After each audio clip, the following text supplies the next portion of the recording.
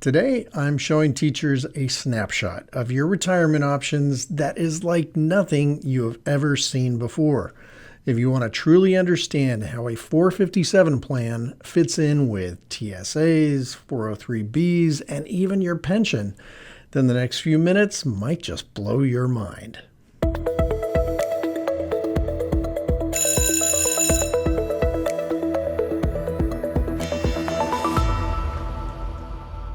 Hi, I'm Bob Cheatham, the 403B coach. I'm one of the planners on our team here at Integrity Wealth Advisors in Ventura, California. And the focus of our channel is teaching teachers financial literacy and consumer protection. People really like it when I simplify and demystify all these plans and their strange abbreviations. So today I've got something extra special for you. It's a hypothetical storeroom in your district office where all the retirement buckets can be seen at once. And since this can be so overwhelming, especially for new teachers, let's break it all down. As a teacher, you'll immediately recognize your pension as the golden retirement bucket. Like a golden egg laid by the proverbial golden goose, this bucket refills itself each and every month for the rest of your life. That's the good news. But unless you're an admin, that bucket probably won't cover all your needs in retirement. It's not really designed to. In fact, the reason voluntary plans are such a great complement to your pension is that they have a bigger balance that helps you pay for the occasional vacation or down payment on a car or home, or a medical or dental expense that your monthly pension could never cover. Back to our storeroom. In the red buckets are all the TSAs or tax-sheltered annuities, with each bucket being a different company or provider competing for your business. The TSAs are red and on the lower shelves because they tend to be the most expensive, high-fee, high-commission plans out there. They are exclusively sold by life insurance companies. Next are the green buckets, which are custodial 403B7 plans. There tend to be fewer of these, and they are almost exclusively sold by investment companies, which means the fees are generally less than TSAs. Finally, most districts offer a single 457 plan illustrated here by the blue bucket, which means the district selected one company to provide that type of plan. Some 457 plans are annuity-based, meaning they have higher fees, but I find that most districts choose lower-cost custodial 457 plans.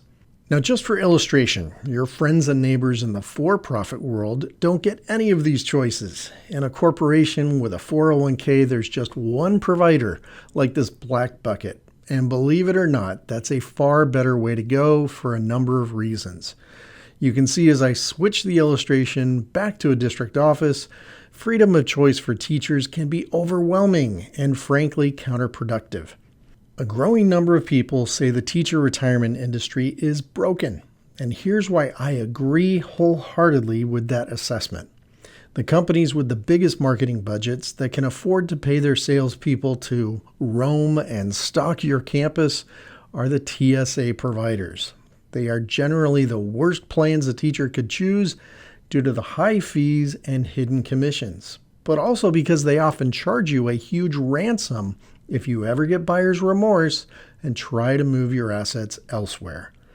In reality, out of the dozens of companies vying for your business, none of the TSAs, and even some of the custodial 403Bs, simply don't make the cut in my personal opinion. Recently, we published our Dean's List of the top low-cost providers worth considering, and I'll leave a link to that video at the very end. But let's get back to 457s because that's what you tuned in for. Your salary deferrals frankly don't care if you put them in a 403B or a 457. They have pretty much the same potential to grow over time. But the benefit many teachers love about 457s is how early you can touch those savings free of any IRS penalties. See, in a 403B or TSA, you have to wait until age 59 and a half to access your funds without incurring a 10% early withdrawal penalty from the IRS. But In a 457, you don't have to wait till you're almost 60. You can withdraw funds penalty-free once you leave your district. Now, there is a 5-year rule, meaning you can't touch it for the first 5 years after opening the 457.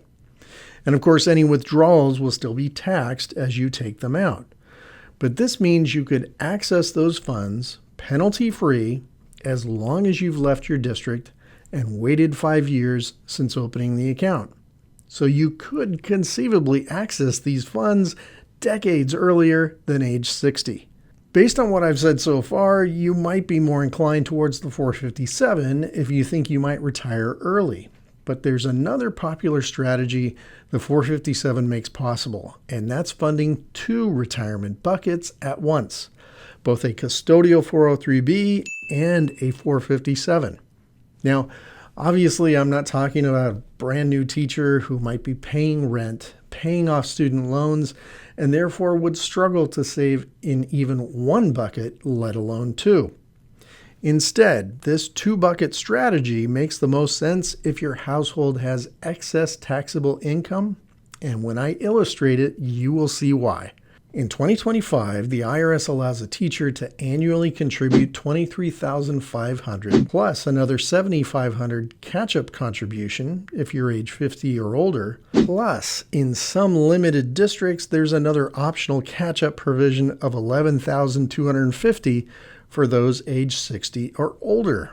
That's a combined $42,250 that you could potentially sock away tax-deferred and reduce your current taxable income by that same amount. But here's the kicker. The IRS also allows a teacher to simultaneously fund a 457. So if you're that 60-plus teacher trying to catch up on retirement, you can sock away another $42,250 and reduce your household taxable income by a whopping $84,500. Those teachers maxing out both buckets at once often have a spouse whose income is more than enough to cover the household expenses.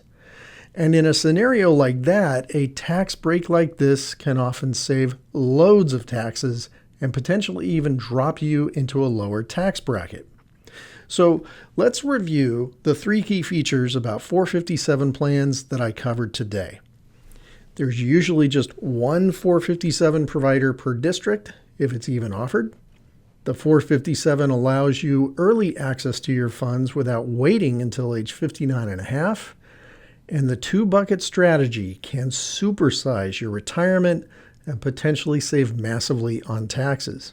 Well, that's my 457 crash course. If you found any of this helpful or you have more questions about investing in your district, be sure to visit our website, 403bcoach.com, where you'll find our best content organized by where you are in your teaching career right now. Whether you're a newer teacher, a seasoned educator, one retiring soon, or you've already left the classroom.